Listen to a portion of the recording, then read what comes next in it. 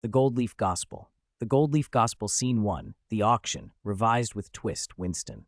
Thaddeus Larrimore III didn't care for redheads, too unpredictable, like fire and lightning with a side of litigation. He adjusted the cuff of his tailored jacket and glanced at the auction program.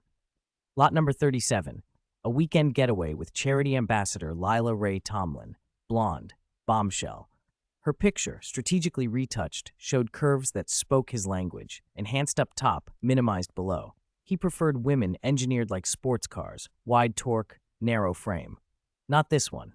The girl on stage now was definitely not Callie Rae. This one had red hair, a tousled copper mess that glinted like gasoline under the chandelier. Her dress was blood red and skin tight, high slit, no apologies. She had thighs that could pop a watermelon and hips that wouldn't fit into his Gulfstream's lavatory. Flat chest, no abs, cute but not constructed. Not his type, not even in the dark. Winston leaned toward the auctioneer's table. There's been a mistake, that's not. 50,000 from Mr. Larrimore, the auctioneer boomed before Winston could finish. Wait, what? The crowd erupted in polite applause. Winston's hand had gone up instinctively, mistaking a polite wave to the bartender for a bid. He froze, mouth parted. Callie Rae Tomlin smiled like she'd rehearsed this exact scenario in the mirror for a week. She gave him a wink, so slow and syrupy it could have been bottled. Winston blinked. You've got to be kidding me. But there she was, barefoot in red heels, descending from the stage like she was already his date. And from across the ballroom, Callie Rae, the cousin he meant to bid on, stood at the champagne table with a smile as empty as her silicone chest. The Gold Leaf Gospel Scene 2, The Seduction. The moment the Gulfstream's wheels kissed the private runway outside Larrimore Ranch, Winston regretted not faking a stroke. He glanced sideways. Callie Rae Tomlin lounged barefoot across the cream leather seat like she owned the jet. Her dress was gone, traded for cutoffs and a sleeveless tee that might have once belonged to a teenage boy. Her legs, thick and sun-golden, were propped on the armrest, and she was humming something that sounded like danger with a country twang. She caught him looking. You all right there, Mr. Larrimore? She asked, those foxfire eyes glinting. You've gone paler than paste. He tugged at his collar. Just thinking. She leaned forward, elbows on knees. About me? He coughed. No. Lie. He hadn't stopped thinking about her since she stepped off the auction stage like she was stepping into his life, uninvited and absolutely unstoppable. It was the eyes that haunted him, wide, gleaming, unblinking. They reminded him of Mistress Raven, the babysitter from hell, who used to make him scrub baseboards shirtless while she smoked clove cigarettes and read romance novels aloud in a southern drawl. He was 8. He shuddered. This girl could have been her daughter. Maybe even her. You sure you're 25? He asked. Callie's lips curled into a smile. That's what my driver's license says. Want to check it? Or take my word? He didn't answer. She stood, slow and unhurried, and walked toward the mini bar. Thick thighs, bare feet, loose hair that shimmered in the sunlight slanting through the window. She poured 2 bourbons and brought one back to him, offering it like a peace treaty with sharp edges. I know I'm not what you expected, she said softly, curling into the seat beside him, thigh brushing thigh. You could say that, Winston muttered. She leaned in, so close he caught hints of honey and mechanic's grease. But maybe I'm what you didn't know you needed. There was fire in her voice, controlled, measured, but unmistakably real. She didn't want to seduce him. She wanted to unsettle him, and it was working. He sipped the bourbon to keep from saying something stupid. Callie sipped hers with the grace of a rattlesnake sunbathing on a rock. Whole weekend, huh? She said, eyes locked on his. Winston shifted uncomfortably. It's negotiable, she smiled. Oh, it is, but not how you think. The Gold Leaf Gospel Scene 3, Foxfire and the Poolside Gospel. By the time they arrived at the ranch house, Callie was already known by name. The housekeeper greeted her like an old friend.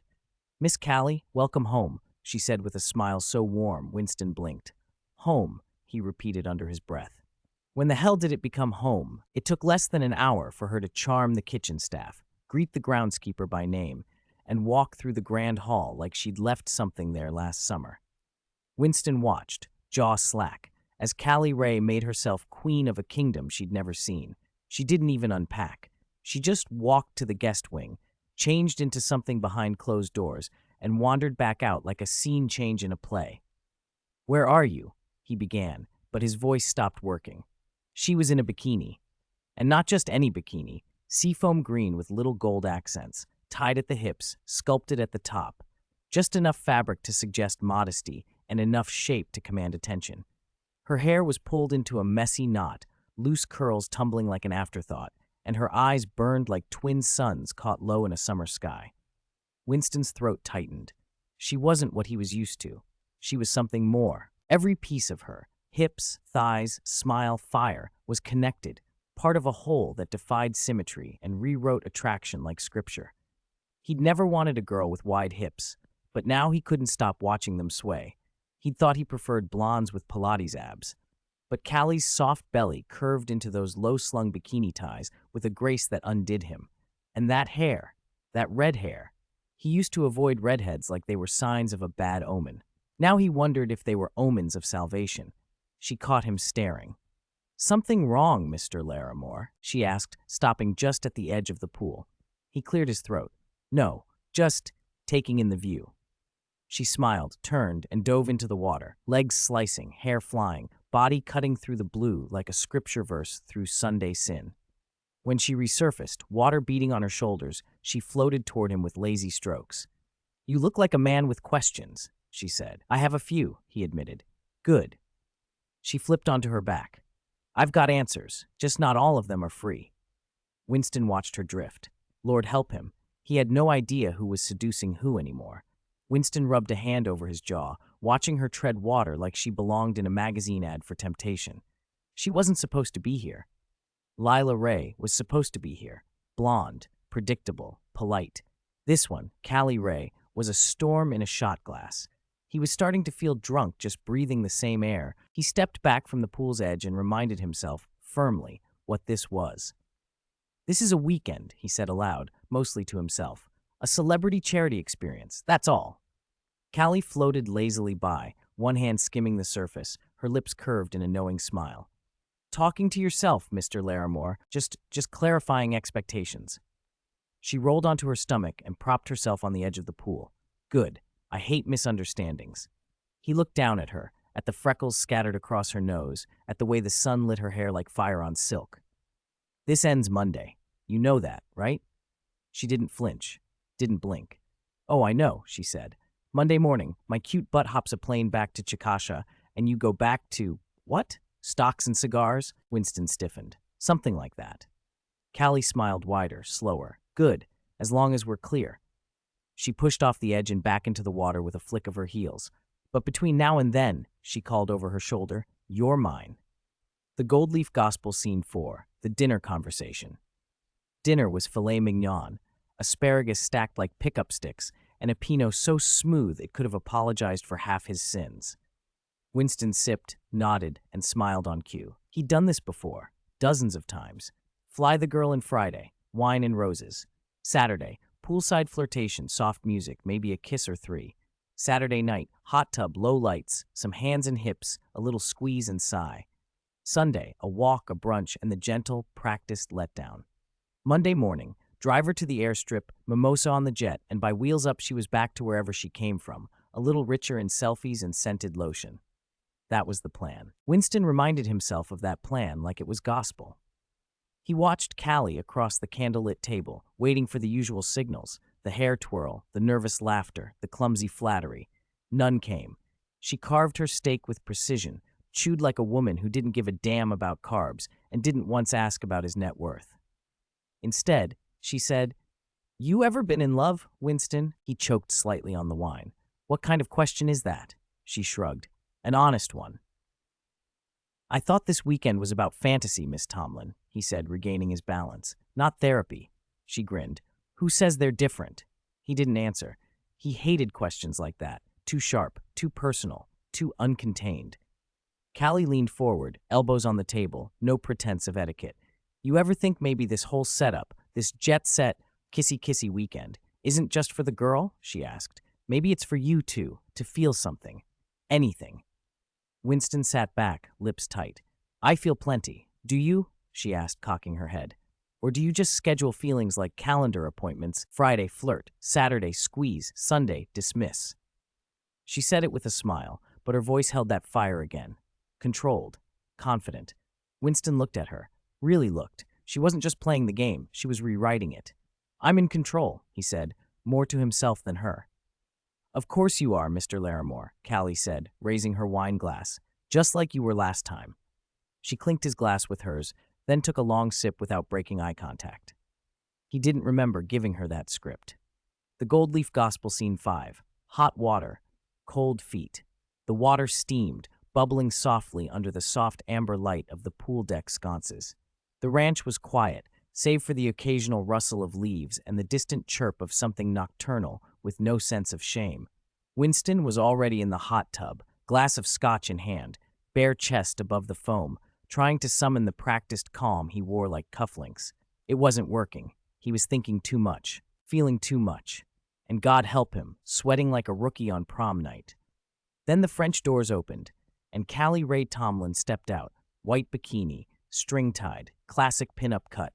It was the kind of swimsuit that came with 1,000 whispered promises and no return policy. There was a little gold anchor charm on the left hip tie, and it bobbed as she walked. Welcome, sailor, she said with a grin, pausing at the tub's edge. Long cruise, Winston swallowed. Something like that. She eased in, letting the water swallow her slowly, like a goddess descending into steam. Her skin caught the light like cream and heat, and her red hair was piled high in a messy knot that looked like sex and rebellion. He shifted, uncomfortable. Not from her presence, but from his response to it. This wasn't supposed to be happening. She wasn't supposed to be this beautiful. He'd cataloged her flaws, hadn't he? Flat chest, hips too wide, thighs like storm columns. But here, half glowing in the water, she looked like everything he never knew he wanted. Her body wasn't a shape, it was a story, one he hadn't read, one he didn't write. You all right? She asked, settling opposite him with arms stretched along the tub's edge, posture relaxed, gaze locked.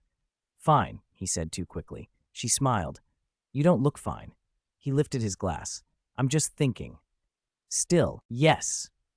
Well, stop, she said, scooting slightly closer, the water lapping with her movement. You're missing the show. His brow lifted. What show? Callie leaned in, close enough that he could see the flecks of amber in her eyes. The part where I start messing with your head, Winston. He laughed, but it came out thin. She tilted her head, voice low and syrup smooth. You're used to girls who beg for your attention, aren't you? Bat their lashes, adjust their tops. He said nothing. Callie smirked. See, I'm not that girl. I don't beg, and I don't adjust. She settled back again, closing her eyes like the conversation was over. Winston stared at her, and for the first time in a very long time, he felt like he was the one being watched, judged, sized up, not as a billionaire or a bachelor or a weekend prize, but as a man. And he wasn't sure he liked what she might see. Callie stretched, slow and feline, arms overhead, back arched just enough to blur the line between casual and calculated. The white bikini clung like wet paint, and when she spoke, calm, unbothered, almost bored, it hit him like a freight train. The part where I start messing with your head, Winston. He barely heard the words. His body betrayed him before his mind could build defenses. Oh no, not now. Not like that. The reaction was immediate and forceful, unexpected, unwanted, unmistakable. It had been years since anything hit him that hard, that fast, back when a good wind and a low-cut blouse could ruin his afternoon. He shifted in the water, trying to discreetly adjust. The jets weren't helping. The water wasn't hiding enough. The scotch sure as hell wasn't calming things down. Callie opened one eye, just one, and the corner of her mouth lifted. Not a smirk, not quite pity, something worse, amusement. Oh my, she said, like she was commenting on the weather. Is that for me? Winston choked. What? She tilted her head, gaze locked beneath the waterline. Don't play dumb, Mr. Larrimore. You're rising to the occasion. He stammered, heat climbing up his neck, face everywhere but the one place he wanted it to retreat from. It's just... Don't worry, she said, her voice velvet and razors. I won't touch. Lord knows you'd explode like a champagne cork. He shut his eyes. This was a nightmare, or a fantasy, or some toxic blend of both. But hey, she added, closing her eyes again. It's kind of flattering. Winston gulped the rest of his scotch and prayed for the water to cool, or the earth to swallow him whole. Callie shifted in the bubbling water, turning around with the grace of a woman who knew exactly how many eyes were on her, even if there was only one pair. Then, without a word, she slid down until she was sitting cross-legged on the floor of the hot tub, her back pressed gently against Winston's legs. He tensed, froze, prayed to every god in the Old Testament. She was right there, and so was he. She leaned back just enough to let the small of her back settle against his lap. And oh Lord, she felt it. Callie made a small, satisfied sound in her throat, like a woman admiring the horsepower in a machine she hadn't yet decided to test drive. Then she tilted her head back to rest against his chest, her wet hair cool against his skin, her voice a low purr. "You're a real proper gentleman, Mr. Larrimore. I can tell you're trying so hard to be good." He said nothing. Couldn't. She twisted to look up at him, water beating along her lashes. Her lips were inches from his. "But I think," she whispered, "I'd like you to be just a little bad." And then she kissed him. Not a peck, not polite. Heat, lip to lip, teeth, tongue, breath, hunger. It wasn't a girl's kiss, it was a woman's claim. Winston's hands found her waist, but she broke the kiss first, smooth, effortless, like she had planned it to the second. She turned, rising from the water in one seamless motion, white bikini clinging tighter than a memory, and stepped out onto the deck without a backward glance. Only her voice lingered. "Don't forget to reheat the tub in the morning. I like it extra warm." She vanished into the house, hips swaying like the end of a sermon, leaving Winston alone in a cloud of steam and disbelief. He leaned back, dazed. "Sweet Jesus," he muttered. "I think I just got played." The Gold Leaf Gospel Scene 6, the rule book rewritten. Winston had slept for maybe 20 minutes. He lay awake most of the night, alternating between staring at the ceiling fan like it owed him money and debating whether bourbon could cancel out lust. It couldn't. Now it was morning, and the smell of fresh biscuits, bacon, and roasted coffee lured him toward the veranda like a hound on a scent trail. He walked out, bleary-eyed and barefoot, and saw her, Callie Rae Tomlin, sitting at the table, legs folded under her, golden shoulders bare under a sheer cotton robe, hair still damp, and lips pursed just so. She was eating strawberries. Strawberries. The kind of breakfast food that should be illegal when eaten that slowly, that deliberately, that silently. She didn't greet him. She didn't need to. She simply looked at him over the rim of her mug, her lips still glistening, eyes full of dare. "Come kiss me," those lips said. "Come ruin your plans." He stood there for a moment, rooted in resistance, then gave up. He stepped forward, closing the space between them like a man walking into a church he hadn't believed in for years. He leaned in, lips parted. She tilted her head at the last second and offered her cheek. He kissed it, dry, unfulfilling.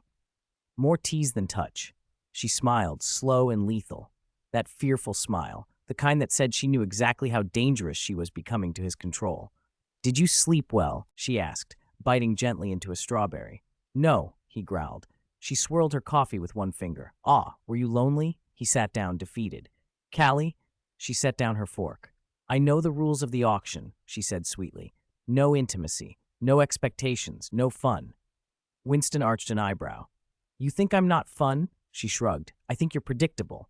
He leaned forward. "And you're impossible." She smiled.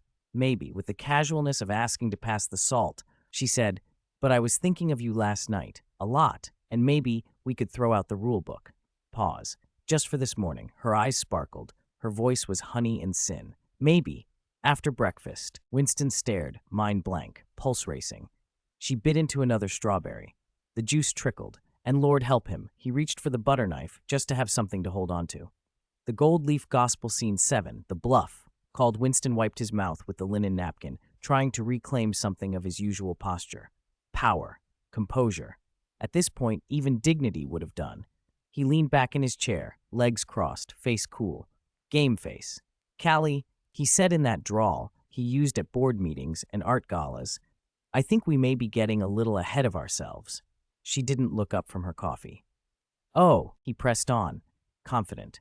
"I know I may have been unclear last night, but I don't want you to mistake this weekend for something it isn't. It's meant to be light, fun, a charity perk, not a fairy tale."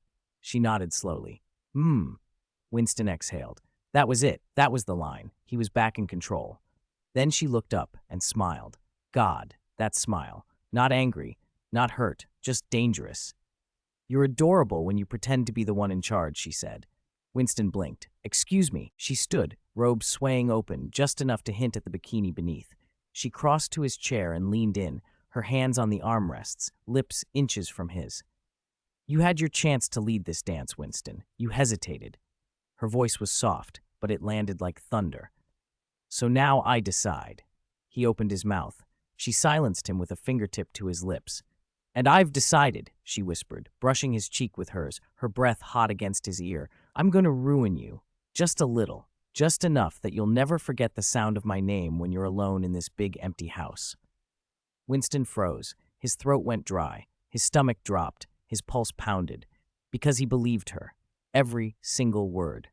She pulled back, winked, and turned to go. I'll be in the pool, she said over her shoulder. Don't keep me waiting too long, cowboy. And with that, she disappeared through the French doors, bare feet, wild hair, and one hell of a problem. Winston stared at the empty chair across from him. Dear God, he thought, I'm in love with the help.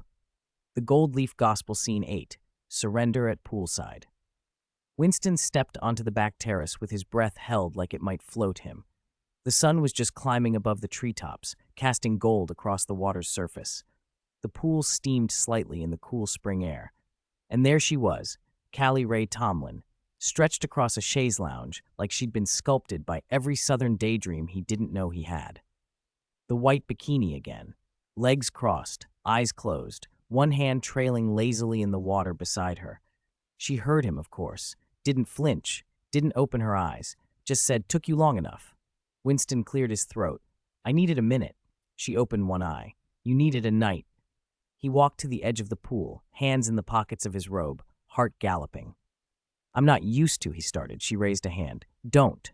He froze. Callie sat up slowly, swung her legs around, and rose like a tide, slow, smooth, unstoppable. She walked toward him, bare feet whispering against the stone. When she stood before him, her voice dropped into velvet. "If you're going to kiss me, Winston, don't do it like it's part of a checklist." She placed a hand on his chest, right over his heart.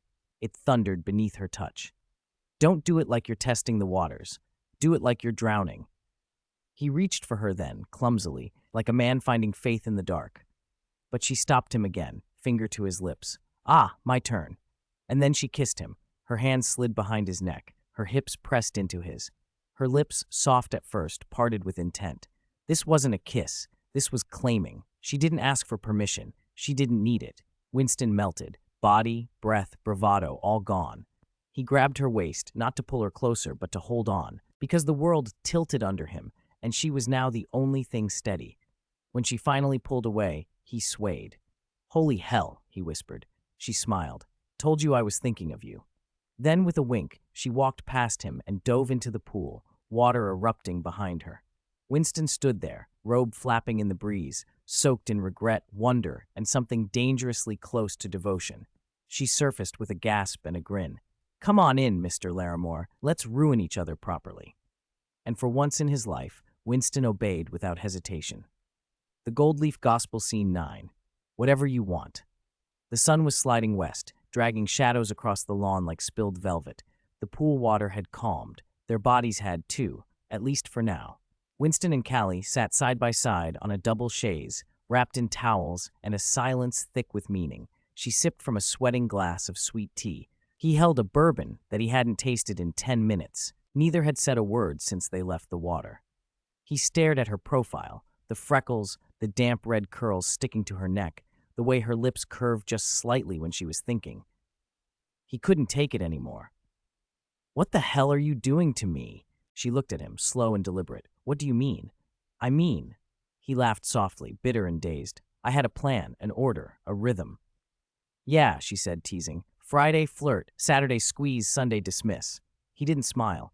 "I haven't felt like this in years." Her eyes softened. "Like what?" "Like I need someone." He stared straight ahead, voice rough as gravel and twice as raw. "Like I'm not the one in charge. Like maybe I never was." She said nothing. Let it hang. "You're not just beautiful, Callie. You're alive. You breathe fire. You laugh like you're not afraid of the world. And you make me, God help me, you make me want to give up every rule I've ever made just to keep you looking at me like that." Callie turned fully toward him, towel slipping off one shoulder. He reached out, not to touch her, but to offer something invisible between them, something he'd never offered without strings. I need you. Not just today, not just this weekend. I don't care what the rules say. I don't care where you came from or what the contract says. I need you. He met her eyes, pleading. Whatever you want, name it, it's yours. Just don't go back to Chickasha. Stay with me. Callie blinked once, then twice, and smiled like she'd won a bet she wasn't sure she'd placed. You serious? I am. You're not just swept up in the moment? I'm drowning in it, and I don't want to come up. She leaned in, eyes blazing with something fierce and feminine and final. Then say it. What? She grinned. Say it again. He didn't hesitate. Whatever you want. Callie reached for his hand, pulled it to her chest, and whispered, Then let's start by burning the rulebook. The Gold Leaf Gospel Scene 10, the night before the ruin. The stars over the ranch looked fake. Too perfect. Too many. The kind of sky that city men forget exists until it shames them into silence. Callie lay on the outdoor couch wrapped in one of Winston's oversized button-down shirts, her bare legs curled beneath her, head resting against his chest. They hadn't gone inside yet. Didn't want to. Didn't need to. The fire pit popped and crackled beside them, low flames licking at mesquite logs. The air smelled like cedar and her shampoo. Winston had his arm around her, fingertips tracing lazy circles on her shoulder. You always this quiet after a conquest? She murmured. He smiled into her hair. That wasn't a conquest. No, he kissed the top of her head. That was a revelation. She laughed softly. You're lucky I like old men with poetic streaks. You're lucky I've got good bourbon and worse judgment. Callie reached for the half-full glass on the side table and took a sip. Then she turned and straddled him, knees on either side of his hips silhouetted by starlight and fire. Tell me again, she said, voice a dare wrapped in velvet. What do I get? He looked up at her, hands resting on her thighs. Everything, she smiled, a real one this time. No mischief, no mockery, just a flicker of something honest that passed too fast to catch. Don't make promises you can't keep, Mr. Larrimore. He touched her face, the side of her neck, the curve of her hip, all with the reverence of a man who never expected to be here, never expected to feel this again. This isn't a promise, he said. It's surrender. Their mouths met, slow, sure, familiar now. Not hunger. Worship. The night passed in heat and hush and hands, the kind of silence where nothing needs saying. When they finally slept, it was tangled in the middle of the bed, her breath against his throat, his arms around her like he'd never let go. He didn't know yet that morning would come with paperwork. He didn't know the ring had already been pulled from the safe. And he definitely didn't know that she'd be the one doing the letting go. The Gold Leaf Gospel Scene 11, the proposal. The morning air was still cool, dew glinting like diamonds on the lawn. Winston had never moved so quietly in his own house. He left her sleeping, hair a mess, one arm thrown over the pillow where he'd been, the covers tangled around her waist. He kissed her forehead, then slipped down the hallway with the calm of a man doing something terrifying for the right reasons.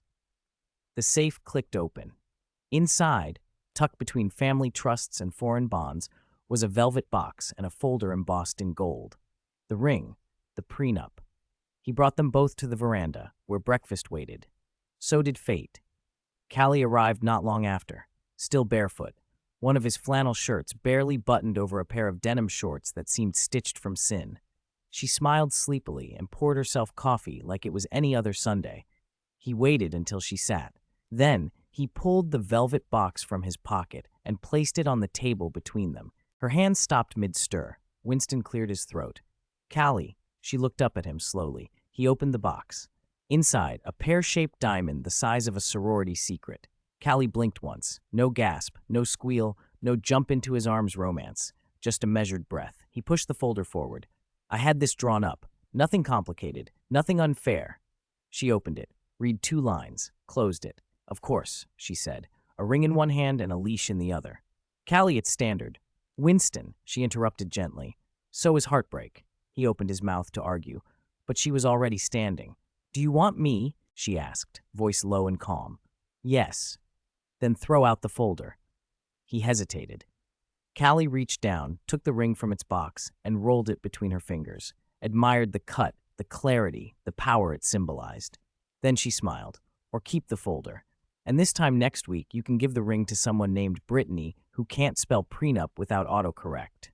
He still didn't speak. Callie stepped in close, so close he could smell her skin, salt and citrus and memory. She leaned in, lips brushing his ear. Whatever you decide, I'll be in your lawyer's dreams. Then she slipped something into his palm. He looked down. It was the clasp from her bikini top. She was already walking away, hair wild, hips swinging, barefoot on stone like the goddess of regret and awakening. Winston stared at the ring, then at the folder, then at the clasp in his hand. And for the first time in his life, he didn't know what to do. The Gold Leaf Gospel Scene 12, the Gospel Truth. The ranch house was still. No clatter from the kitchen, no creak of Callie's barefoot steps, no scent of coffee or laughter drifting in from the veranda. Just silence. Winston stood alone in the great room, folder in one hand, velvet box in the other, clasp still curled in his palm like a relic from a better man's story. He'd spent the last hour pacing, replaying her words. Whatever you decide, I'll be in your lawyer's dreams. She hadn't cried, hadn't begged. She'd walked away like she already owned the land under her feet. And maybe she did. He set the box on the mantel, stared at it. The folder followed. Then, without ceremony, he struck a match. The fire caught quick, licking up the pages with greed. Clause by clause, asset by asset, burned. He watched the contract curl in flame until only ashes remained. Then he turned. Callie stood in the archway, still barefoot. No makeup, just a faded tee and shorts, hair pulled back in a messy knot that somehow made her look more powerful than pearls ever could. She'd watched the whole thing, didn't speak. He crossed to her slowly. You win, he said, voice steady. Not because you tricked me, not because I gave in. He touched her cheek, just lightly. You win because I'd rather lose everything than miss what you might do next. Callie's smile was slow, small, and real. Took you long enough. She stepped into him. Let him hold her, not like a prize, like a partner. What now? He asked. She pulled back slightly, just enough to meet his eyes. Now, she said, you learn how to dance without leading. The end.